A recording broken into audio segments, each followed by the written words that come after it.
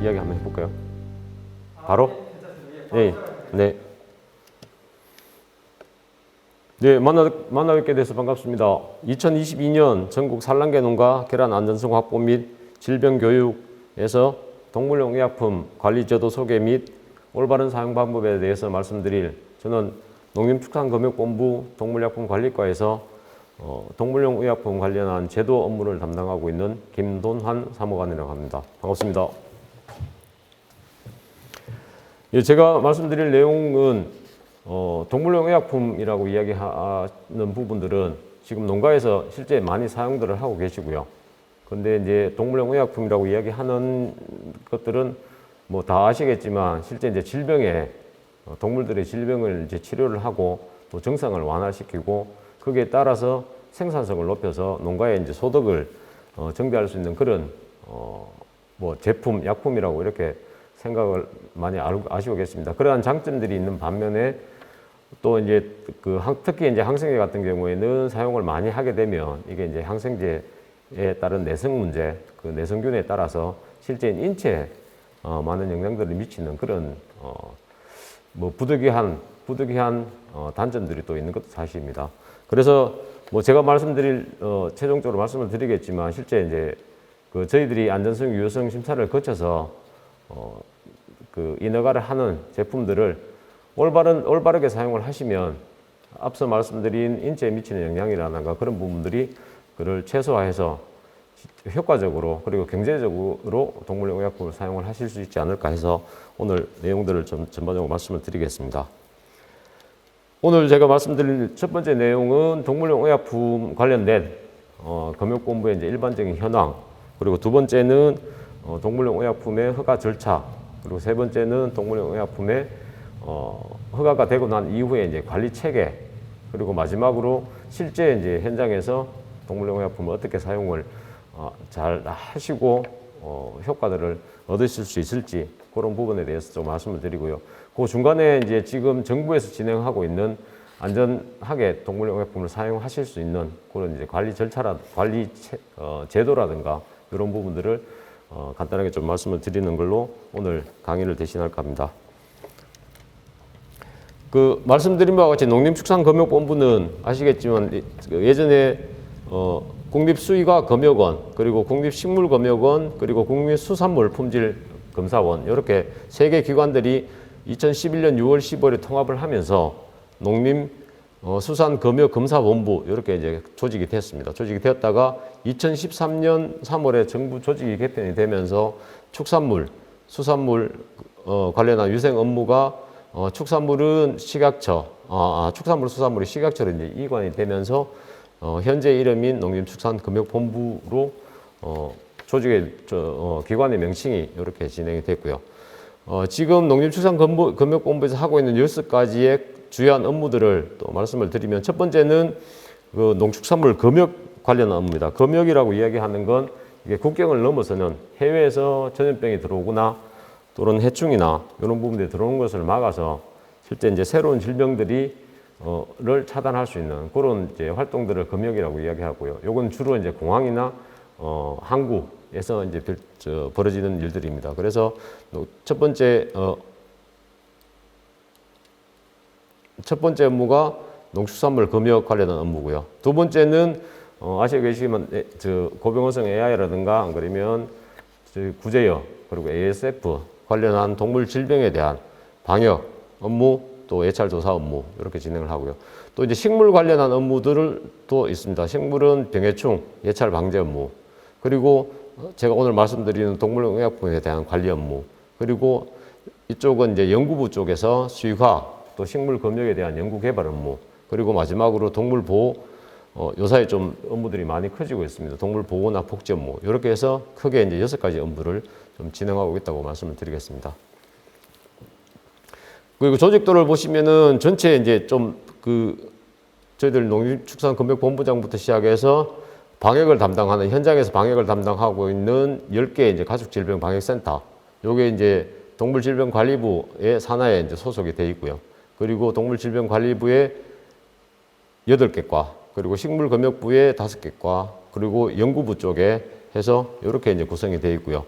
그리고 지역본부로 해서 실제 이제 인천공학지역본부, 영남지역본부는 그다음에 중부지역본부, 서울지역본부, 호남지역본부, 제주지역본부 이렇게 해서 구성이 되어 있습니다. 그래서 지금 현재 이제 전체 인원들은 한 1,000여 명 정도 근무를 하고 있는 그런 조직이라고 말씀을 드리겠습니다. 그리고 앞서 말씀드린 이제 지역본부의 이제 위치를 간단하게 말씀을 드리면 그 앞서 제가 말씀드렸듯이 금역이라고 이야기하는 게 공항이나 이제 항구 근처에 이제 에서 진행되는 업무들입니다. 그래서 저희들이 이제 지역본부 위치가 인천공항, 그리고 중부지역본부 같은 경우에는 지금 인천의 주안역 쪽 근처에 있습니다. 그리고 서울지역본부는 서울의 이제 그 등촌동에 지역본부가 위치해 있고요. 호남지역본부 같은 경우에 군산, 그리고 제주는 이제 제주도에 있고요.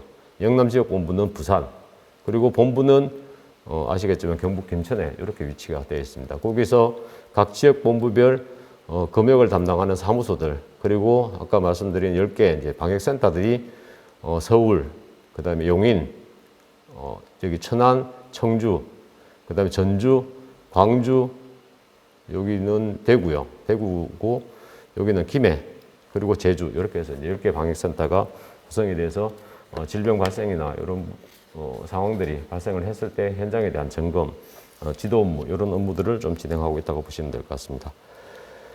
그리고 이제 동물용 의약품 관련해서 오늘 말씀드린 동물용 의약품 관련해서 이제 과별 주요한 업무 내용들을 간단하게 말씀을 드리면 제가 소속되어 있는 동물약품 관리과 같은 경우에는 동물용 의약품의 제조 수입업에 대한 허가 관리, 그리고 동물용 의약품 등이라고 이야기하는 동물용 의약품, 동물용 의약 외품, 그리고 동물용 의료기기, 여기에 따른 이제 인가의 이제 품목 관련해서 관리를 하고 있고요. 그 다음에 말씀드렸듯이 그 엑스레이라고 이야기하는 동물용 진단용 방사선 안전관리, 그리고 품목 허가가 되고 난 이후에 약사 감시라든가 또 이제 그 제조 시설에 대한 그 감시 활동들을 좀 진행하고 있고요.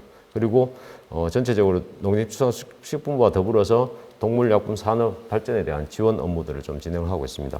그리고 동물약품 평가과는 주로 보면 이제 저희들이 이제 기술 검토라고 이야기를 해서 안전성, 유효성에 따른 업체에서 제출하는 서류들을 좀 검토를 해서 이 제품 자체가 안전한지, 그리고 효과가 있는지, 이런 부분을 좀 판단을 하는 부서라고 볼 수 있고요. 그리고 동물약품 평가과와 더불어서 기술 검토 부서가 또 따로 있습니다. 요거는 이제 연구부에 소속이 되어 있고요. 각 그 맡은 분야들, 그러니까 바이러스, 뭐 세균, 또 구제역, 또 뭐 조류인플루엔자, 이렇게 해서 각 맡은 업무들을 좀 진행을 해서 같이 동물약품 평가과 기술 검토를 하는 이런 부서로 구성이 되어 있다고 보시면 될 것 같습니다. 그리고 동물용 의약품, 아까 제가 동물용 의약품 등이라고 말씀을 드리면서 동물용 의약품, 동물용 의약 외품, 그리고 동물용 의료기기, 이렇게 말씀을 드렸는데 이렇게 이제 구분이 되어 있습니다. 쉽게 말씀을 드리면 동물용 의약품은 항생제, 뭐 구충제, 진통제, 소염제 이렇게 해서 제가 제일 처음에 말씀드린 바와 같이 동물의 질병을 치료를 하고, 그리고 증상이나 이런 부분을 완화를 하는 그런 용도로 사용하는 동물용 의약은 물품을 동물용 의약품이라고 이렇게 이야기를 할 수 있겠고요. 그 다음에 동물용 의약 외품은 좀 질병을 치료, 경감 또는 처치를 예방할 목적으로 사용되는 그게 좀 경미한 거라고 생각을 하시면 될 것 같습니다. 동물용 의약품에 비해서 질병 치료라든가 이런 부분이 좀 경미한 부분들, 그 예를 들면 지금 많이 사용하고 있는 요경제라 그래서 우리 반려동물에 많이 사용하고 있는 샴푸라든가 이런 부분들을 동물용 의약 외품, 특히 이제 저희 방역에 많이 사용하는 소독제, 축사에 사용하는 소독제는 의약 외품으로 해서 관리를 하고 있습니다.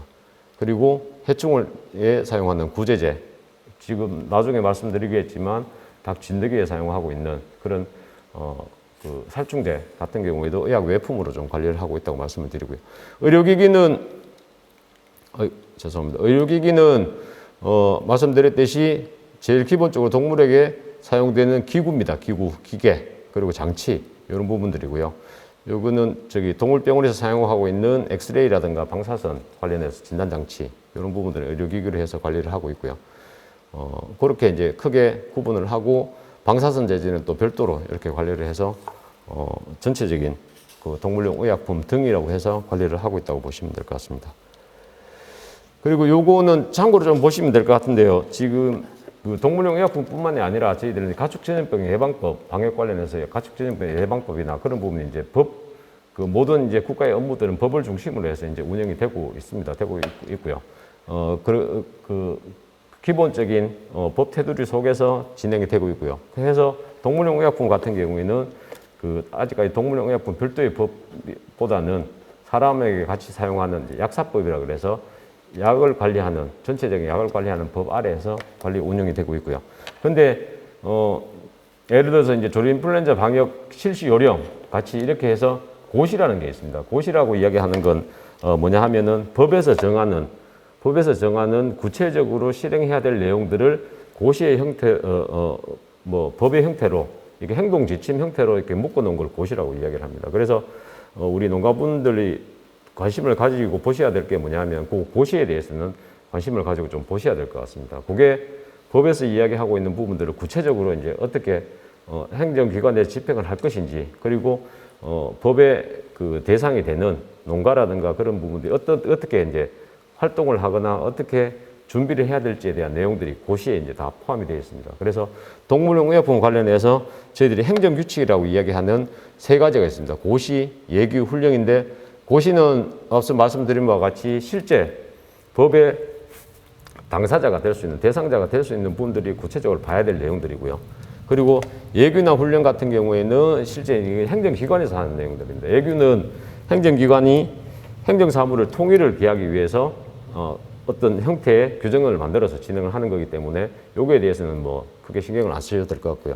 훈령이라고 이야기하는 것은 상급기관, 행정기관에서 하급기관에 이제 어떻게 활동을 하라, 이런 부분들을 이야기하는 거니까 이 행정규칙 3가지 중에서 주로 보셔야 될 내용들은 고시의 내용들이 있습니다. 그래서 여기 보시면은 동물용 의약품을 허가할 때 필요한 내용, 말씀드렸듯이 이렇게 이제 뒤에 붙어 있지 않는 건 전부 다 고시들입니다. 그러니까 예를 들어서 보시면 동물용 의약품 제조업을 하고 싶다 그러면, 하고 싶으시다고 그러시면 실제 요 고시에 있는 내용들에 따라서 진행을 하시면 되는 거고요. 그리고 이제 또 보시면은 여기 사용기준이나 사후관리 관련해서 동물약품 감시 요령, 요거는 훈령으로 되어 있습니다. 제가 말씀드린 훈령은 상부기관이 하부기관에 하라고 이야기하는 거기 때문에 농식품부에서 저희들 이제 금육본부 쪽으로 동물약품 감시를 할 때는 요거의 요령에 따라서 하라, 요런 내용들입니다. 그러니까 이제 그런 내용들이 동물약품 감시 요령에 포함이 되어 있기 때문에 주로 이제 우리 농가분들이 보셔야 할 것, 동물용 의약품에 대해서 좀 궁금하시거나 그런 내용들을 보시게 되면 고시의 내용들을 한번 보셔도 좋을 것 같습니다. 이 이제 법령은 국가법령센터라고 해서 실제 이제 인터넷상에서 국가법령정보센터에 들어가시게 되면 고시 이름만 첫 자만 치게 되면 행정규칙이라고 이렇게 얘기해서 하면 이런 내용들 다 보실 수 있습니다. 보실 수 있으니까 그런 부분을 좀 참고를 하셔서 보시면 되실 것 같고요. 해서 좀 말씀을 드렸고요. 그래서 이제 지금 앞서 말씀드린 고시의 내용에 따라서 이제 품목 허가를 어떻게 진행하는지를 또 간단하게 말씀을 드리겠습니다. 이게 제가 또 동물의약품 관리 업무를 하다 보니까 실제 이제 농가분들은 뭐 구체적으로 여기에 대해서 아실 필요는 없긴 하지만 실제 이제 어떻게 허가 절차를 거쳐서 어떤 과정들을 통해서 동물용 의약품이 허가가 돼서 사용을 하는가에 대해서는 조금 이제 기본적인 내용들을 아시고 계시면 사용을 하실 때 좀 도움이 되시지 않을까 해서 말씀을 드리니까 참고로 좀 보시면 될 것 같고요. 앞서 말씀드린 이제 동물용 약품 관리과, 이제 제가 근무하고 있는 동물약품 관리과에서 신청서를 접수를 합니다. 품목 허가를 하거나 할 때, 품목 허가를 원할 때, 우리 제조한 업체나 수입한 업체에서 그렇게 하면 기술검토부서라고 하는 동물약품 평가과부터 해서 8개, 우리 연구부 쪽에 있는 8개, 그러니까 9개 부서에서 이제 기술 검토를 합니다. 기술 검토는 이게 제품이 사용하는데 안전한지, 그리고 이제 효과가 있는지, 이런 부분들을 이제 서류를 통해서 검사를 하는 겁니다. 그런 검사를 거쳐서, 최종적으로 이제 결과를 동물약품관리과에 주게 되면 이걸 허가를 할 건지, 안 그러면 자료를 보완해서, 추후에 추가적인 이제 신청을 할 건지에 대해서 결정을 해서 이게 허가가 되면 허가증이나 사용할 수 있는 사용설명서라고 이야기하는 부표를 발급을 하게 됩니다. 그래서 이런 절차를 거쳐서 품목 허가가 진행된다고 보시면 될 것 같고요. 요걸 좀 세분화해서 말씀을 드리면 기간은 뭐 이렇게 되어 있습니다. 이건 참고로 보시면 되고 신약은 90일, 자료 제출하는 용은 60일, 변경 40일 이렇게 해서 아까 말씀드린 동물농약품의 안전성 유효성 심사에 관한 규정, 고시에 이제 이런 내용들이 다 포함이 되어 있습니다. 그렇게 보시면 될 것 같고요. 그리고 제일 중요한 동물용 의약품에서 아까 말씀드린 동물용 의약품의 사용 목적이 실제 이제 질병을 경감을 하고 거기에 따라서 생산성을 높이는 건데 거기에 따라서 제일 중요한 부분이 뭐냐 하면 이게 동물에 사용을 했을 때 안전한지 그리고 이게 효과가 나타나서 질병을 감소를 할 수 있는지 이런 부분이 제일 중요합니다. 그래서 제일 중요한 이제 안전성 유효성 심사 이런 부분들을 이런 자료를 제출을 통해서 검사를 해서 이게 적합한지 부적합한지를 판단을 해서 이 제품을 이제 사용을 할 수 있도록 할 건지 또 추가적인 보완 자료가 필요한지 이런 것들을 심사를 하는 게 안전성 유효성 심사 이렇게만 말씀을 드리고요. 그리고 이제 안전성 심사, 유효성 심사 이렇게 나눠서 보면 말씀드렸더니 뭐 독성, 그 다음에 축산물의 안전이나 환경에 미치는 영향, 그리고 안전성 유효기간 관련해서 또 작용, 뭐 임상시험 관련해서 이런 성적들을 합니다. 그래서 뭐 결과적으로 제가 말씀드리는 내용들은 지금 이제 허가가 되어 있어서 사용하시는 부분들은 물론 그렇습니다. 이제 약효의 차이, 효과의 차이는 있을 수 있겠지만 어느 정도의 사용을 했을 때 효과가 있다는 부분들은 검역본부에서 이런 심사 과정을 거쳐서 진행된 거기 때문에 뭐 100%라고는 말씀을 못 드리고요. 거쳐서 하기 때문에 일단은 사용을 하실 때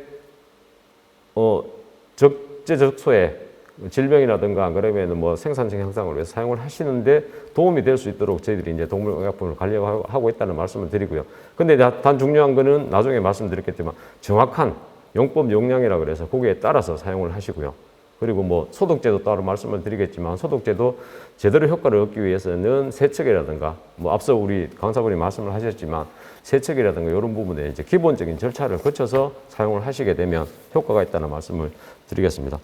그러면 지금 또 말씀드린 내용은 이런 허가 절차를 거쳐서 진행이 되면 이후에 이제 관리는 어떻게 할 건지에 대해서 말씀을 드리겠습니다. 그래서 요거는 이제 기관별 관리하는 업무에 대해서는 좀 내용을 말씀을 드리는 내용이고요. 농림축산식품부 같은 경우에는 정책을 집행을 하고요. 그 다음에 동물의약품 등 취급규칙이라 그래서 법 밑에 시행령, 시행규칙에 대해서 관리를 하고 있습니다. 그래서 이제 동물용의약품 같은 경우에는 아까 약사법에서 식품의약품 안전처에 진행하고 있는 약사법의 밑에 이제 시행규칙으로 되어 있는 동물용의약품 등 취급규칙을 운영을 하면서 전반적인 동물용의약품에 대한 법 자체를 운영을 한다고 보시면 되고요. 검역본부 같은 경우에는 제가 말씀드렸듯이 동물약품관리과에서 난 동물약품 평가과에서 실제 이제 인허가라든가 평가라든가 이런 부분을 좀 집행을 한다고 보시면 되고요. 또 이제 실제 이제 우리 농가분들이 제일 중요하게 생각하셔야 될 부분이고 밀접하게 이제 동물용 의약품에 대해서 관리를 하고 있는 곳은 이제 시도나 시군구 이렇게 보시면 됩니다. 그래서 이제 도매상이라든가 뭐 약국 개설이라든가 나머지 이제 약사감시라든가 이렇게 이제 진행을 하고 특히 이제 시군구에서는 우리 이제 관납 관련해서 업무들을 좀 진행을 하기 때문에 그런 업무들이 좀 진행되고 있다고 보시면 될 것 같고요. 그리고 이제 품질 관리는 크게 두 가지로 나누어서 이제 정부에서 관리하는 규제 관리 그리고 자율적으로 이제 업체가 하는 관리 이렇게 두 개 크게 나눌 수 있습니다. 그래서 이거는 생물학 제재 백신에 대해서 국가 출하 승인하는 게 정부에서 하는 거고요. 그리고 약사 감시 저희들이 이제 동물약품 관리까지 진행하는 약사 감시 그렇게 돼 있고요. 이제 업체에서는 스스로 이제 자기 품질 관리를 하는 게 있고, 그 다음에 KVGMP라 그래서 제조 품질 관리 기준이 있습니다. 그 기준에 따라서 관리하는 걸 보시면 될 것 같습니다. 그래서 나머지는 크게 이제 국가 출하 승인 아까 말씀드린 대로 생물학 제재, 백신에 대해서 진행하는 거고요. 약사 감시는 21년에 이제 저희들이 진행한 내용 참고로 보시면 될 것 같고요. 그리고 뭐 자체 품질 관리 그리고 GMP라 그래서 우수 동물용 의약품의 품질, 제조 품질 관리 기준이라고 이렇게 보시면 됩니다. 그렇고요. 앞서 제가 말씀드리면서 이제 그 농가와 관련된 특히 이제 동물용 의약품과 관련된 뭐 제도라든가 지금 진행하고 있는 내용에 대해서 말씀드린다고 해서 이 내용을 좀 말씀을 드리겠습니다. 첫 번째는 지금 아시겠지만 2013년부터 진행한 수의사 처방제도에 대해서 좀 말씀을 드리도록 하겠습니다. 수의사 처방제는 그 2007년에 이제 국가 항생제 내성 관리 종합 대책에 따라서 실제 이제 항생제를 사용을 하면서 뭐 인체 중심이긴 합니다. 인체 중심이긴 하지만 인체에는 그 병원에서 처방하는 항생제에 의해서 항생제 내성 문제가 많이 됐습니다. 많이 됐어서 실제 이제 그 뭐 처방제도를 진행을 하고 있고요. 거기에 따라서 이제 축산 같은 경우에도 실제 이제 우리 식육에 사용하고 있는 특히 식육이나 식용날에 사용하고 있는 항생제에 따라서 내성균이 출현할 가능성이 있다. 그러면 관리를 해야 될 필요성들이 있지 않느냐 해서 처방 대상 동물용 의약품을 제도를 이제 시행하는 걸 2007년에 해서 2008년 식품안전관리대책에 수행을 하는 걸로 그렇게 이제 준비를 했습니다. 준비를 해서 2013년 동물용 의약품 오남용에 따른 공중보건 위해 예방 그리고 부작용 피해 방지 축산물 안전성 확보 등을 위해서 2013년부터 처방제도를 운영하고 있습니다. 그래서 처방제는 아까 말씀드린 처방대상 동물용 의약품 지정에 관한 규정이 2013년에 이제 제정이라고 해서 만들어졌습니다. 만들어져서 요거는 제가 말씀드렸듯이 농식품부, 농림축산식품부의 고시로 이제 운영이 되고 있고요. 그리고 13년에 만들어져서 17년에 1차 이제 그 처방대상 동물용 의약품에 대해서 확대가 됐고요. 그리고 20년 11월에 2차 이제 처방대상 동물용 의약품에 대한 확대가 진행이 됐습니다. 그래서 관련 법령은 동물용 의약품 관련해서 이제 약사법에 있고요. 그다음에 수의사법이 이제 처방전을 수의사가 발행을 하기 때문에 수의사법에 됐고요. 그다음에 처방대상 동물용 의약품 지정을 규정해서 농식품부 고시로 이렇게 운영이 되고 있습니다. 그래서 이제 지금 바뀐 상황들을 한번 쭉 요 표로 보시면 1차 개정에서는 133개의 성분에 2071품목이 되어 있고요. 2차 개정에서는 205종에 3216품목이 됐습니다. 그런데 여기 2000년 아까 말씀드린 11월에 개정이 되면서 항생제나 항균제, 우리가 이야기하는 항균제는 전체적으로 다 처방 대상으로 포함을 하는 걸 했습니다. 근데 시행을 2000년 11월에 개정이 되면서 이 항생제를 전체 항생제를 처방 대상 동물용 의약품에 포함을 하는 걸 2년을 유예를 해서 유예 기간을 뒀습니다. 그래서 실질적으로 2022년 올해 이제 11월 달에 되면 항생제는 모든 성분들이 다 처방 대상 동물용 의약품으로 되고요. 그리고 2000년 11월에 이제 개정이 되면서 이렇게 개정된 부분 34종에서 35종이 됐던 이 부분들은 항생제는 2년 유예를 했고요. 나머지는 1년 유예를 해서 작년 11월 달에 요거는 시행을 하는 걸로 그렇게 이제 진행이 됐습니다. 그래서 결과적으로 보면 요때 이제 2000년 11월에 개정한 부분이 전체적으로 다 집행되는 시점은 2022년 11월에 전체적으로 요런 부분들이 다 시행이 된다고 이렇게 보시면 됩니다. 그래서 내용은 항생제는 모든 성분들이 다 포함이 되고요. 나머지는 뭐 전문 지식이 필요한 동물용 의약품 이런 부분들이나 백신 같은 경우는 일부를 빼고는 다 이제 그 수의사의 처방에 의해서 사용을 한다고 보시면 될 것 같습니다. 요게 제가 볼 때는 수의사 처방제를 하는 이유 자체는 첫 번째는 그 말씀하셨듯이 뭐 항생제의 뭐 내성이라든가 이런 부분에 대해서 안전관리 측면에서 진행하는 부분도 있지만 실제 처방제가 되면서 농가에서는 처방전에 따라서 사용을 하시기 때문에 그 처방전이라고 이야기하는 건 실제 수의사가 책임을 지고 처방전을 발행을 해서 사용을 하는 거기 때문에 동물용 의약품을 관리하는 저희들 관점에서 봤을 때는 실제 이제 효과적으로 좀 더 이제 동물용 의약품을 사용하실 수 있을 수 있는 계기들이 지금도 뭐 그렇게 사용을 하고 계시지만 계기들이 되지 않을까 이렇게 해서 뭐 이런 내용에 대해서 충분히 숙지를 하시고 우리 그 관리하시는 수의사 분들이나 좀 협의를 하셔서 효과 있는 동물용 의약품을 사용을 하시는 게 좋지 않을까 이렇게 말씀을 드리고요. 그래서 이제 기관별 역할은 뭐 앞서 말씀드린 내용하고 동일해서 넘어가도록 하겠습니다. 그리고 두 번째는 지금 식용란에도 이제 잔류물질 검사를 진행을 하고 있지만 이제 국가에서 관리하고 있는 잔류물질 검사 프로그램이 식육이나 식용란에 대한 안전 관리를 위해서 국가에서 관리를 하고 있습니다. 하고 있는 부분에 대해서 좀 말씀을 드리겠습니다. 요거는 국가 잔류물질 검사 프로그램을 해서 NRP라고 이야기를 하고요. 그 관련 법령은 요거는 축산물위생관리법 관련해서입니다. 관리법의 제12조에 보면 이거는 축산물의 검사, 그리고 19조에 보게 되면은 뭐 추입이나 검사, 거기에 따른 규정들이 되어 있습니다. 그래서 그 규정에 따라서 식용 및 식용날에 대해서 잔류물질하고 미생물 검사를 하도록 이렇게 되어 있습니다. 이렇게 되어 있어서 쭉 검사 계획은 농림축산식품부에서 수립을 하고요.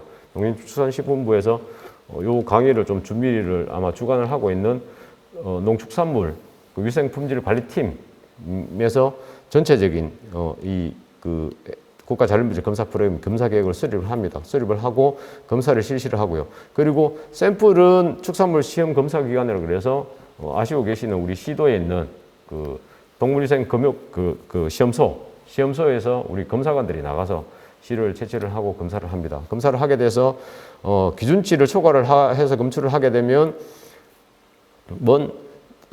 잔류 위반 농가가 지정이 되고, 농가 지도나 안 그러면 과태료 부과가 되고요. 기준치 이하로 나오게 되면은, 안 그러면은 뭐 미검출로 나오게 되면은 검사 결과를 보고를 하고 분석을 해서 내년에 계획을 세우는 데 도움이 될 수 있도록 그렇게 진행을 하고요. 그리고 아까 말씀드렸듯이 검사는 여기서 하고요. 그 다음에 검사 결과에 대한 취합이나 분석은 농림축산검역본부에서 진행을 하고 있습니다.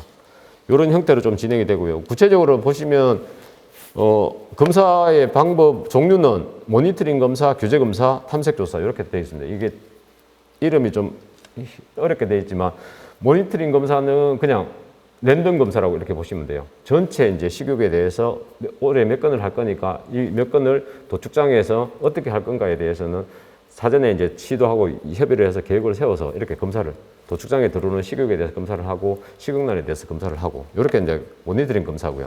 그다음에 규제 검사는 모니터링 검사에서 부적합이 나온 그 농장이나 이제 식육, 그리고 실제 이제 예를 들어 식육 같은 경우에는 도축장에 들어올 때 우리 도축장에 있는 검사관이 보면서 뭐 증상이 있거나 안 그러면 뭐 좀 그 기립불능이라 그래서 좀 일어나기 힘들거나 또 주사 자국이 여러 가지 있거나 이렇게 봤을 때는 잔류의 가능성들이 있기 때문에 이런 것들은 샘플을 검사를 하는 게 이제 규제 검사 이렇게 이야기를 합니다. 이렇게 이야기하고 탐색 조사는 농가하고 이제 별개입니다. 탐색 조사는 요 앞에서 말씀드린 모니터링 검사하고 규제 검사가 없는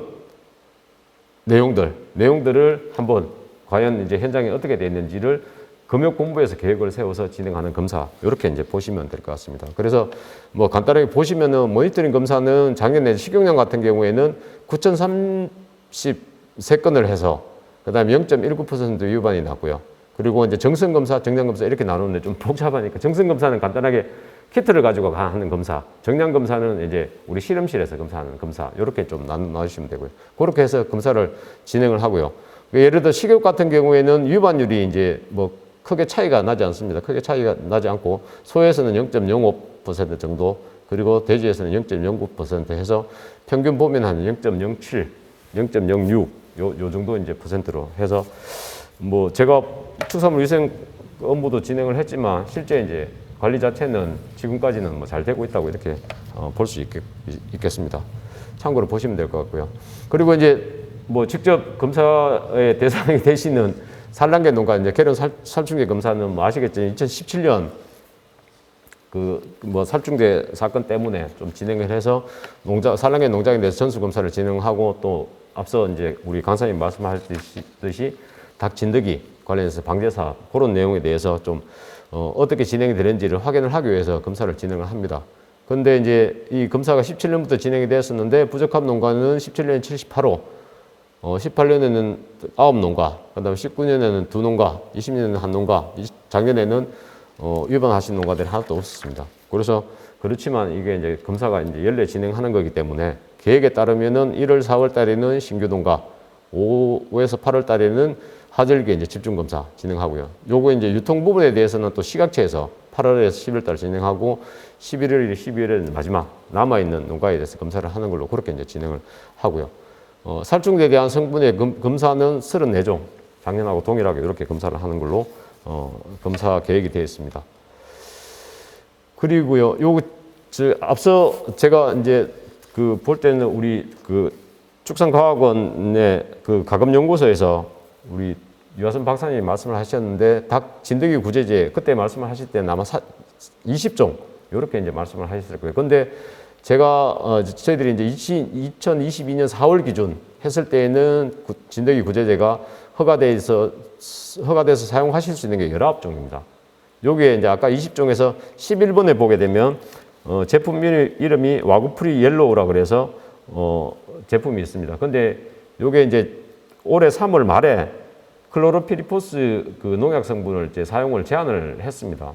그 동물약품 관리과에서 이제 공문을 통해서 클로로피리포스가 이제 해외에서 문제가 되기 때문에 이 성분에 대해서는 제품에 대해서는 판매를 할 수 없도록 제한을 했기 때문에 아까 말씀드린 11번에 있는 그 와구프리 옐로우 같은 경우에는 지금 닭구제제로 사용을 못하도록 그렇게 되어 있어서 말씀드린 대로 20종에서 19종으로 이렇게 줄어서 지금 현재 기준 22년 4월 기준에서 닭진드기 구제제로 허가되어 있는 사용하실 수 있는 내용은 19종 이렇게 보시면 될 것 같습니다. 또 중요한 건 뭐냐 하면 여기에서 빈축사에 사용을 하게 됐고 또 축체, 직접 분무 금지, 또 음수 투여 이런 부분들을 좀 비고사항들을 좀 구체적으로 좀 보시면 될 것 같습니다.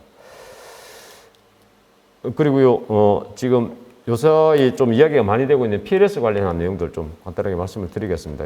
PLS라고 이야기하는 건 좀 말이 어렵긴 하지만 허용 물질 목록 관리 제도 요게 이제 PLS입니다. PLS는 2017년 뭐 계란 살충제하고 비슷한 일이 없도록 그 안전관리 대책을 17년에 세웠고요. 거기에 따라서 축산물에도 PLS 제도를 도입하자 이렇게 이제 이야기가 된 겁니다. PLS는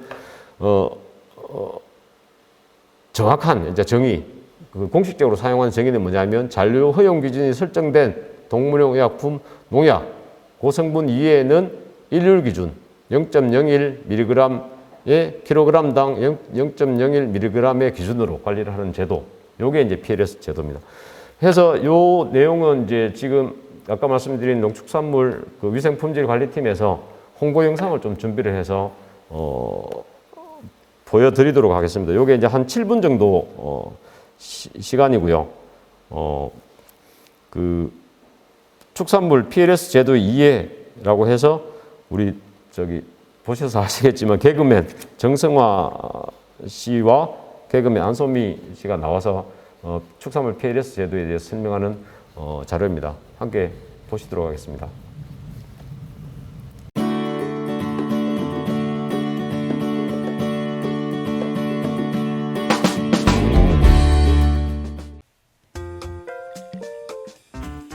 아니 친구, 누가 보면 수험생인 줄 알겠어. 뭘 그렇게 열심히 해? 아, 우리 축산 공부 모임 내가 다음 발표거든. 지난번에 빠져서 모르는구나. 아 그래? 주제가 뭔데? PLS. 뭐? PLS. 잔류 허용물질 목록 관리 제도. 알아, 나도 알아. 아니 근데 그거 농산물에 해당하는 거 아니야? 우리 축산 공부하기도 버거운데 그것까지 해야 돼? 그 PLS가 2024년부터는 주요 축산물과 수산물에도 적용된다거든. 아 그래? 응. 축산물 PLS는 또 뭐야? 우리 뭘 어떻게 준비해야 되는 거야? PLS는 잔류 허용물질 목록 관리 제도인데요. 사용이 허가된 동물용 의약품 등의 잔류 허용 기준을 정해놓고 그 외 잔류 물질은 일률 기준을 적용하는 제도입니다. 근데 농산물에만 적용되는 PLS가 왜 축산물까지 하게 된 거죠? 우리나라 축산물 소비량과 수입량이 엄청 늘고 있잖아요. 그런데 국내산 및 수입산 축산물에서 동물약품 성분이 검출되고 있어요. 축산물 안전관리의 필요성이 대두된 거죠. 실제로 가축의 질병 치료를 위해 사용하는 항생제 등 동물용 의약품이 축산물에 잔류할 가능성도 있으니까 좀 더 엄격한 기준이 필요하기도 하고요. 축산물 PLS 의무화는 2024년부터 시행되나요? 네, 맞습니다. 소, 돼지, 닭고기, 우유, 달걀 5가지 품목에 대해 2024년 1월부터 시행될 예정이고요. 기타 축산물의 동물약품과 축산에서 비의도적으로 오염되는 농약 성분에 대해서는 2024년 이후에 적용이 추진될 예정입니다. 사실 지금도 잔류 물질에 대한 검사는 진행이 되고 있는데요. PLS가 시행되면 뭐가 어떻게 달라지는 건가요? 사용이 허가된 잔류물질은 지금처럼 설정된 기준으로 관리합니다. 그 외 잔류 허용 기준이 설정돼 있지 않은 동물용 의약품에 대해선 킬로그램당 0.01mg을 기준으로 적용합니다. 이 부분이 제일 중요한 것 같은데 좀 자세히 좀 얘기해 주세요. 현재 기준이 설정되어 있지 않은 동물용 의약품은 코덱스 기준이나 유사축종의 최저 기준을 따르고 향균제는 2021년까지는 킬로그램당 0.03mg 이하, 2022년 1월부터는 킬로그램당 0.01mg을 순차 적용합니다.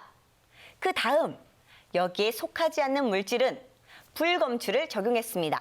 그런데 앞으로 PLS가 시행되면 그 기준이 모두 킬로그램당 0.01mg이 되는 겁니다. 다만 성장 촉진 호르몬제 등 성장 보조제와 스테로이드성 항염증제는 불검출이 적용됩니다. PLS가 의무화되면 뭘 어떻게 해야 될까요? 축산 농장에선 벌써부터 걱정들이 많을 것 같아요. 너무 걱정할 필요 없으시고요. 지금까지 해오던 대로 잘 하시면 됩니다. 일단 동물약품 안전 사용을 위해 사용 설명서를 충분히 읽고 사용하는 등 10대 수칙은 기본적으로 준수해야 합니다. 그런데 축산 농장마다 오랜 경험에서 나오는 노하우가 있는데 그걸 적용하면 안 될까요? 안 됩니다. 효과를 빨리 보려고 성분이 같은 약을 먹이면서 주사도 주는 경우가 있죠. 중복 사용은 절대 안 됩니다. 사용 설명서를 지키고 주사 부위와 주사 침은 알맞게 선택해야 합니다. 그리고 휴약 기간이 아주 중요한데요. 시간까지 정확하게 계산해야 합니다. 휴약 기간이요? 약을 안 먹는 기간을 얘기하는 건가요? 네, 휴약 기간은 일정 기간 동안 동물약품 사용을 금지하여 가축과 축산물 체내에서 항생제 등 잔류 허용이 기준 이하로 떨어지는데 이 필요한 기간을 말합니다. 휴약 기간은 약품의 종류, 축종, 투여량 등에 따라 달라지니까 꼼꼼히 체크하시고요.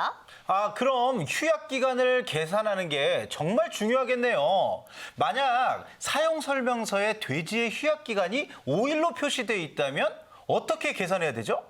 휴약 기간이 5일이라면 금요일 오전 9시에 마지막으로 투약한 경우 다음 날인 토요일 오전 9시가 휴약 1일차가 됩니다. 휴약 5일이라면 그 다음 주 수요일 오전 9시가 되겠죠. 그러니까 수요일 오전 9시 이후에 돼지를 출하할 수 있다는 얘기가 됩니다. 휴약 기간에는 특별히 어떤 관리가 필요할까요? 휴약 기간에는 축사, 사료통, 사료 저장고 등을 완전히 청소하고 약재가 들어있지 않은 사료와 물만 먹여야 합니다. 그럼 휴약 기간 관리에 각별히 신경 써야겠네요. 그럼요. 뿐만 아니라 약물 사용 이력도 매우 중요합니다. 약품을 사용한 날짜와 제품명, 사용량, 구매처 등 그 사용 내용은 철저히 기록하고 1년 동안 보관해야 합니다. 혹시라도 잘 모르겠다 하는 부분이 있으면 어떻게 해야 되죠? 진료 담당 수의사와 상의하시면 정확한 정보를 좀 얻으실 수 있을 거예요. 동물약품 안전 사용 수칙 외에도 또 주의해야 할 것들이 뭐가 있을까요? 동물약품 관리는 철저히 잘했는데 의도치 않게 가축에게 허용되지 않은 약물이 남아있는 경우가 있습니다. 혹시 축사 오염? 맞습니다. 농약 성분의 비의도적인 오염을 방지하기 위해 축사와 주변은 살충제 대신 끈끈이나 해충 포집기를 사용해야 합니다. 그리고 제초제 대신 예초기를 사용해야 하고요. 거기다 하나 살짝 더하자면 위생관리가 있겠죠? 농장 위생관리는 기본 중에 기본이죠. 가축 사육시설과 장비는 주기적으로 청소, 세척, 소독해야 하고요. 깔집이나 사료는 반입 전에 보관 장소를 청소하고 곰팡이가 생기거나 오염되지 않도록 보관과 관리에 각별히 신경 써야 합니다. 사료 급이 및 급수시설, 장비도 주기적으로 청소하고 세척해야 하고요. 동물약품을 사용한 가축은 개체 식별기 등을 이용해서 별도로 관리해주는 것이 좋습니다. 축산물 잔류 검사에서 부적합 판정을 받으면 어떻게 되나요? 잔류 허용 기준이 초과된 가축이나 계란 등을 출하한 농가는 원인 조사를 통해서 위반 사실이 확인되면 과태료가 부과되고 잔류 위반 농가로 지정돼 집중 관리됩니다. 그리고 잔류 허용 기준이 초과된 축산물은 모두 폐기됩니다. 만약 부적합 축산물이 유통되는 경우는 해당 농장 정보도 공표됩니다. 오휴, PLS에 대해 정확히 알고 잘 지켜야겠네요. 2024년 축산물에도 PLS가 도입되면 우리 축산물에 대한 소비자들의 신뢰도는 물론이고 국제 경쟁력도 높아질 겁니다. 우리의 축산 농장의 소득도 높아지겠는데요? 그럼요. PLS 열심히, 성실히, 정말 깐깐하게 준비하고 관리하시기 바랄게요. 네, 잘 보셨는지 모르겠습니다. 요게 이제 시간이 좀 길긴 하지만 쉽게 이제 설명을 해 놓은 거기 때문에 그래서 PLS 제도는 거기에서 충분하게 설명을 드렸지만 실제 이제 잔류 허용 기준으로 설정해서 그래서 이제 관리를 제대로 하겠다는 내용이 제일 기본적인 내용이고 농산물에서는 아마 이게 2019년부터 PLS 제도가 이제 시행이 되고 있는 걸로 알고 있습니다. 그래서 축산물의 PLS 제도가 어떻게 진행되는지는 제가 추진 방향에 대해서 간단하게 좀 말씀을 드리면 실제 이제 그 축산물에서 일률적으로 동물용 의약품하고 사용하고 있는 농약에 대해서는 일률적으로 좀 적용하기 좀 힘든 부분이 있어서 단계적으로 좀 시행하는 걸로 해서 지금 진행을 하고 있습니다. 그래서 그 단계는 1단계는 이 주요 축종이라고 이야기하는 소, 돼지, 닭, 우유, 달걀의 PLS를 동물용 의약품에 대해서 2004년 1월에 시행을 하는 걸로 그렇게 이제 지금 진행이 되고 있고요. 근데 19년의 생산 실적을 봤을 때는 앞서 말씀드린 5개 축종에서 축산물이 한 91.6% 정도 됩니다. 그래서 보시면 소수 축종 일부를 제외하고 2004년 1월부터는 동물용 의약품에 대해서는 PLS 제도가 시행이 된다. 이렇게 말씀을 드리고요. 그 PLS라고 이야기하는 게 말씀드린 바와 같이 이제 잔류 허용 기준에 설정되어 있지 않은 것들은 0.01로 관리를 한다. 이렇게 보시면 되고요. 2단계는 추후에 2004년 1월 이후에 기타 축산물의 동물용 의약품과 농약에 대해서는 도입하는 걸로 이렇게 이제 정확한 시기는 이제 그 협의를 계속 진행을 해야 될 것 같고요. 그렇게 보시면 될 것 같습니다. 근데 이제 이 부분을 이제 농가 쪽에서는 좀 부담이 되실 수도 있을 거라고 생각을 합니다. 왜냐하면은 이제 잔류 허용 기준이 설정이 안 돼 있으면 이게 이제 설정이 안 돼 있을 때 예를 들어서 이제 부적합이 나오게 되면 요거는 다시 이제 검토를 통해서 진행하는 부분인데 명확하게 이제 0.01로 돼 있긴 하지만 근데 그 축산물 PLS를 시행하는 주요 목적 자체는 해외에서 수입하는 축산물에 대한 관리도 포함이 되어 있습니다. 그렇기 때문에 실제 이제 PLS 제도를 적용을 하면서 안전하게 이제 축산물을 관리할 수 있도록 농가에서 뭐 당연하게 안전하게 생산을 하시기 때문에 그런 부분에 도움을 드리기 위한 제도라고 이렇게 보시면 될 것 같습니다. 그래서 이제 그 PLS 제도 이후에 이제 변화는 한번 참고로 보시면 될 것 같고요. 이제 기준이 설정되어 있는 것, 그 다음에 기준 미설정되어 있는 것. 그 제가 이제 잔류 허용 기준이라고 계속 말씀을 드리는데 요거는 저희 이제 행정기관이나 안 그러면 연구를 하시는 쪽에서 사용하는 용어입니다. 잔류 허용 기준인데 그건 나중에 이제 사용 방법에 대해서 말씀을 드릴 때 잔류 허용 기준이 어떤 의미인지를 좀 간단하게 말씀을 드리도록 하겠습니다. 그렇게 해서 진행한다고 보시면 되고요. 그래서 이제 약사법에서 사용자, 이제 우리 농가에서 준수해야 될 내용들은 딴 건 없습니다. 사용 기준에 따라서 정확하게만 사용을 하시면 됩니다. 용법, 용량, 그다음에 휴약 기간, 또 휴약 기간에 대해서도 제가 따로 뒤에 이제 말씀을 드리도록 그렇게 하겠습니다. 해서 사용을 하시면 문제가 없는데 요 사용 기준을 잘 안 지키시거나 또 이제 뭐 과정에서 조금 관리하시는 분들하고 이게 소통이 잘 안 되셔가지고 문제가 되는 그런 잔류 허용 기준 위반해서 문제가 되는 그런 사례들이 있긴 있습니다. 그러니까 이제 그런 부분들을 좀 보시면 될 것 같고요. 그리고 농림축산검역본 고시로 되어 있는 동물용 의약품 안전사용 기준에 보면 수의사 처방에 따라서 사용을 하도록 이렇게 되어 있습니다. 그래서 앞서 말씀드린 바와 같이 수의사 처방제를 진행하는 요인들이 이런 안전관리의 기준들을 사용자들이 부담을 가지시지 않고 적정하게 사용하실 수 있도록 시행하는 제도라고 이렇게 보시면 될 것 같습니다. 해서 이제 마지막 올바른 사용 방법에 대해서는 좀 그 소독제 관련한 내용들하고 닭 진드기 구제제 관련한 내용들은 앞서 우리 축산과학원에서 말씀하신 내용들이 있어서 그 부분은 좀 최대한 핵심만 말씀을 드리고요. 나머지 일반적인 부분들하고 제가 앞서 말씀드린 뭐 잔류 허용 기준이라든가 이런 그 단어에 대해서 아시고 계셔야 될 부분에 대해서는 좀 간단하게 말씀을 드리도록 하겠습니다. 그래서 뭐 앞서 말씀을 드렸지만 의약품, 동물용 의약품, 의약외품, 뭐 처방대상 공용의약품, 사료첨가제 이런 이제 정의 명칭에 대해서는 좀 설명을 드렸다고 생각하고요. 한번 보시면 될 것 같고요.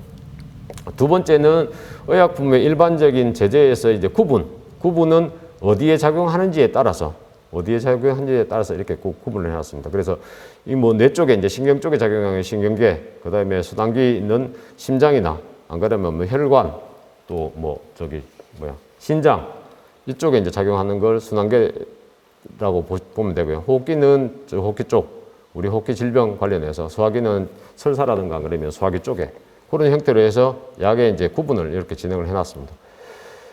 그리고 뭐 동물용 의약품을 투약하는 목적 자체는 말씀드린 바와 같이 질병의 진단, 치료, 경감, 예방을 위해서, 그리고 건강 상태를 개선을 해서 특정 질병을 뭐 예방할 목적으로 사용을 하고요. 특히 이제 백신 같은 경우에는 그런 목적으로 사용합니다. 그리고 산업동물에 있어서는 생산성 향상을 높이는 게, 질병 치료를 통해서 생산성 향상을 높이는 게 이제 최고이기 때문에 그런 내용들 포함되어 있고요.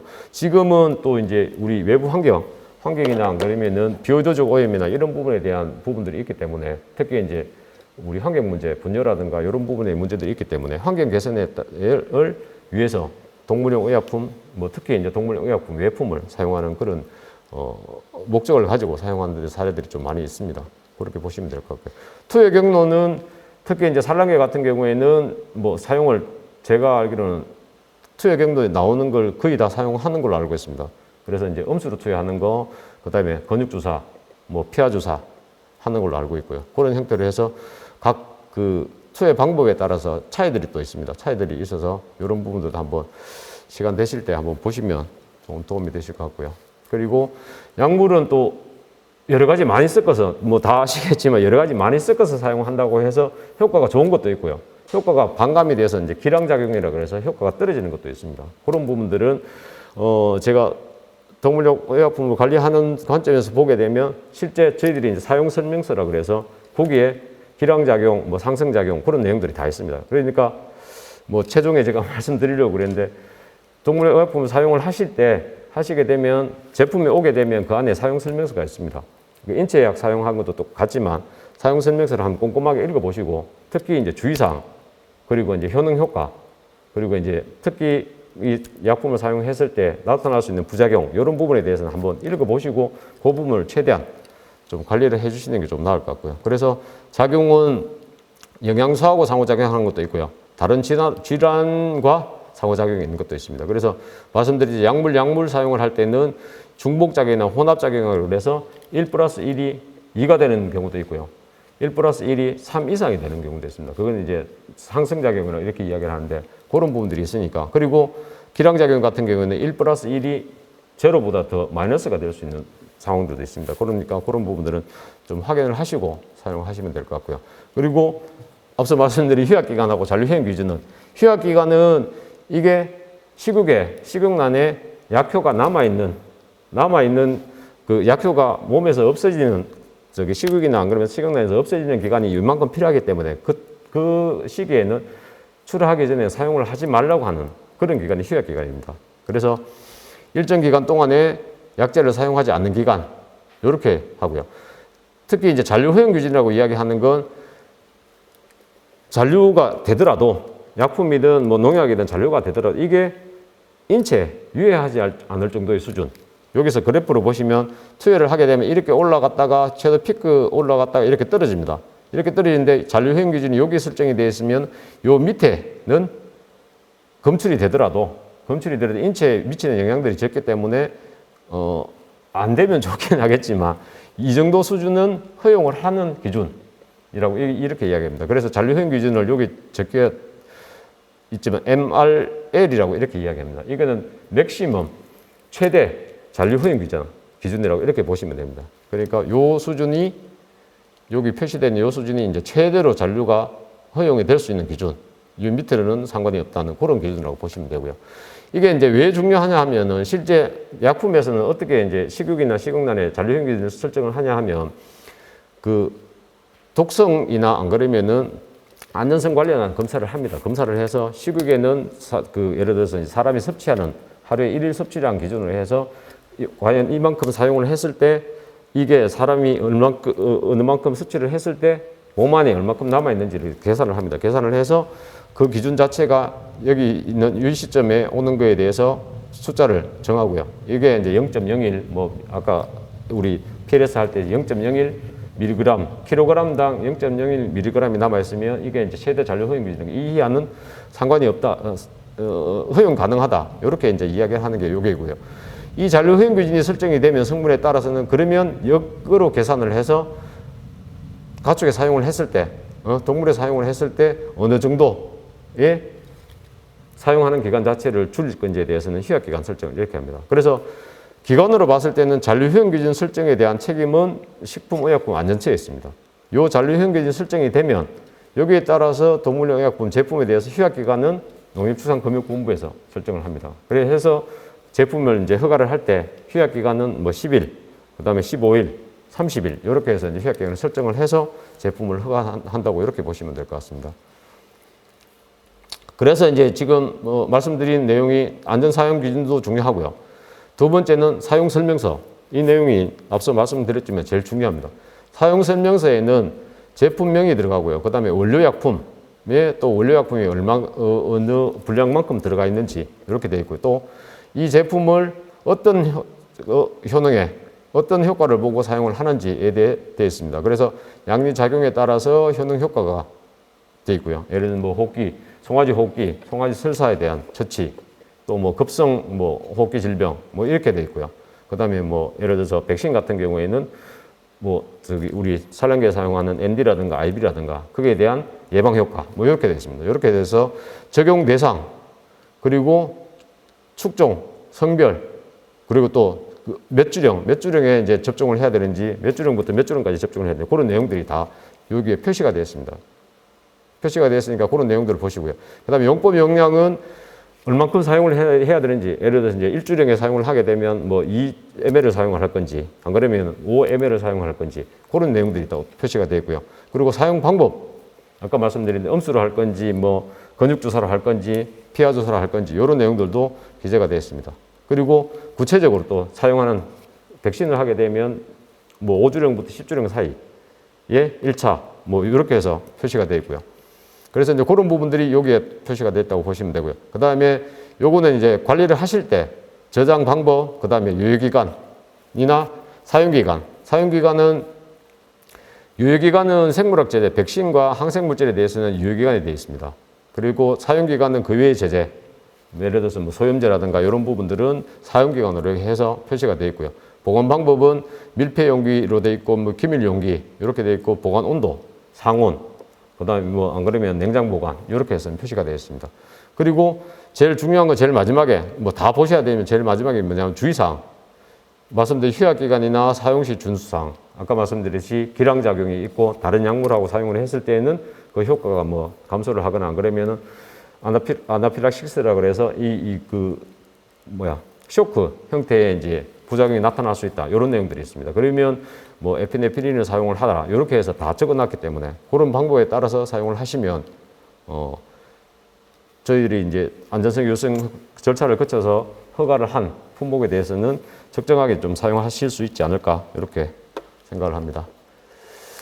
그리고요 또 특히 이제 백신 같은 경우에는 뭐 제일 중요한 건 일단 백신 프로그램은 농장의 상황이 안 그러면은 뭐 산란계 개군의 상황들이 다 다르기 때문에 거기에 따라서 우리 뭐 관리하시는 수의사분들이 있으면 그리고 특히 이제 뭐 예를 들어서 사전에 그 혈전 검사를 통해서 전반적인 면역 상태가 어떻게 되는지 이런 부분을 좀 파악을 하시고 백신을 적용하시는 시점을 잡으시거나 그러면 백신의 형태를 어떻게 할 건지 이런 부분들 좀 사전에 좀 준비를 하셔서 진행하는 게 제일 좋을 것 같고요. 이런 부분들이 백신 사용 시 주의사항도 실제 이제 저희들 백신 제품에 좀 표기가 되어 있으니까 그런 부분을 참고로 보시면 되겠고요. 특히 이제 생균 백신은 양계 쪽, 산란계 쪽은 많이 없는데 특히 이제 양돈 쪽에는 생균 백신입니다. 생균 백신을 하고 또 항생제를 또 투여하는 그런 농장들도 계십니다. 왜냐하면 질병 자체가 좀 문제가 많이 되니까. 그런데 이제 그런 부분에 대해서는 이 백신의 이제 그 작용 기전이라든가 이런 부분을 좀 생각을 하셔서 어느 정도 이제 시간을 가지고 또 항생제 처치를 할 건지 그런 부분들을 좀 상의를 하셔서 진행하면 좀 효과적으로 사용하실 수 있지 않을까 이렇게 생각하고요. 또 백신 형태는 크게 이제 지금 양계 쪽은 크게 이제 두 가지로 보시면 됩니다.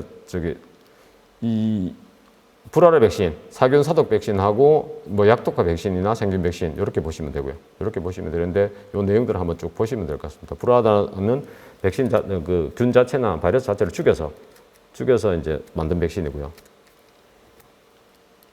그리고 뭐 항생제 치료 원칙 해서도 이거 참고를 한번 보시면 되고요. 요 닭 진드기용 살충제 사용 수칙은 앞서 이제 축산과학원에서 말씀을 하셨으니까 그런 부분을 좀 참고하시고요. 제가 딱 말씀드릴 내용은 실제 이제 지금 현장에서 문제가 되고 있는 축체에 사용하지 않도록 되어 있는 제품들을 실제 이제 물론 농장 상황 때문에 축체에 이제 직접적인 건 아니지만 간접적으로 이제 살포가 돼서 문제가 되는 경우들이 있습니다. 이제 그런 부분들은 좀 최대한 농장 상황에 맞게끔 좀 준비를 하셔서 살충제 살포를 하시더라도 하셨으면 좋겠다는 생각을 드리고요. 그 다음에 이제 세척 소독 요령하고 뭐 소독제 사용 사항도 앞서 이제 말씀드린 부분에 있어서 좀 생략하도록 그렇게 하겠습니다. 그리고 소독약 종류도 똑같고요. 이 제제에 따라서 염기 제제든 산성 제제든 알데하이드든 산화제든 이 제제에 따라서 특징들이 있습니다. 특징들이 어떤 예를 들면 소독해야 될 상황에 따라서 효과가 좋은 소재들이 있으니까 그런 부분을 한번 쭉 보시고 우리 농장 상황에 어떻게 이제 적용할 건지에 대해서는 한번 생각을 하시거나 안 그러면 전문가하고 상의를 하셔서 진행을 하시면 뭐 진짜 쓸데없는 비용을 안 들이면서 효과적으로 이제 소독을 하실 수 있다고 보고요. 그리고 소독약에 대해서 저희들이 이제 지금 인허가를 하고 있는 데서 제일 말씀드린 거 요거 하나입니다. 요거.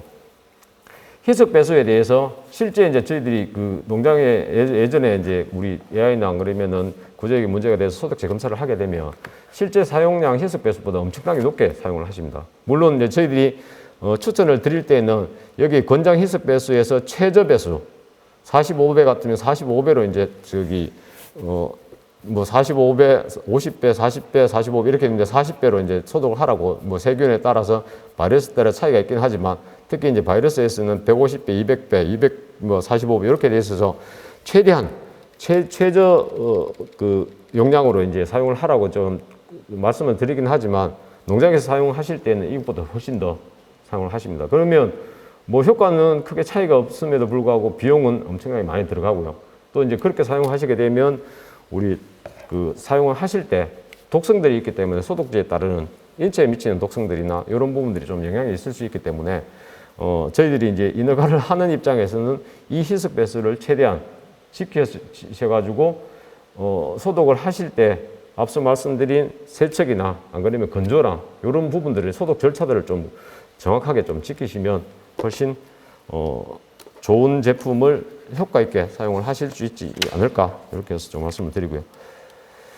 그리고 소독약 사용 시에도 안전에 대해서 좀 최대한 준비를 하셔야 될 것 같고요. 그 다음에 보관은 뭐 반복적으로 말씀을 드리지만 제품에 이제 설명서에 명시되어 있는 형태로 좀 보관을 하시고 특히 이제 백신 같은 경우에는 냉장고를 이제 백신 전용 냉장고를 좀 사용을 하셔서 보관을 하시면 효과적으로 사용을 하실 수 있을 것 같습니다. 일단 뭐 제가 준비한 내용을 다 말씀을 드렸고요. 그 동물용 의약품을 제가 뭐 쭉 관리를 하면서 꼭 이제 우리 농가에 말씀드리고 싶은 내용들은 효과는 실제 이제 저희들이 이제 저도 이제 현장에 나가서 동물용 의약품 적용을 하고 이렇게 할 때도 말씀을 드립니다. 동물용 의약품 효과가 예를 들어서 100이 같으면 이걸 제대로 사용하고 또 사전에 준비를 해서 제대로 적용하실 것 같으면 우리 농장에서 동물용 의약품에 따라서 얻을 수 있는 이익은 최소 뭐 제가 볼 때는 150 정도는 됩니다. 근데 이게 앞서 말씀드린 것 같이 뭐 사용에 대한 그 기준들을 지키지 않거나 그러면은 환경적인 요인에 따라서 또 농장의 상황에 따라서 뭐 제대로 적용을 하지 못하셨을 때는 실제 이제 50 이하의 효과도 나올 수 있습니다. 이제 그러니까 제가 뭐 계속 말씀드리는 부분이긴 하지만 정확하게 농장의 상황을 평가를 하고 그리고 그 동물의약품의 사용에 표시된 사용 설명서나 그런 형태들을 좀 기준을 최대한 지키시면서 그리고 예를 들어서 사용 방법에 대한 기준들 이런 부분들 좀 지키시면서 사용을 하시면 농가에 좀 많은 도움이 되지 않을까 이렇게 해서 뭐 여러 가지 내용을 말씀을 드렸고 그 정부에서도 이제 그 효과 있는 그 동물의약품을 그 사용하실 수 있도록 그렇게 많은 준비를 하고 관리를 하도록 그렇게 하겠습니다. 잘 들어주셔서 감사드리겠습니다. 고맙습니다.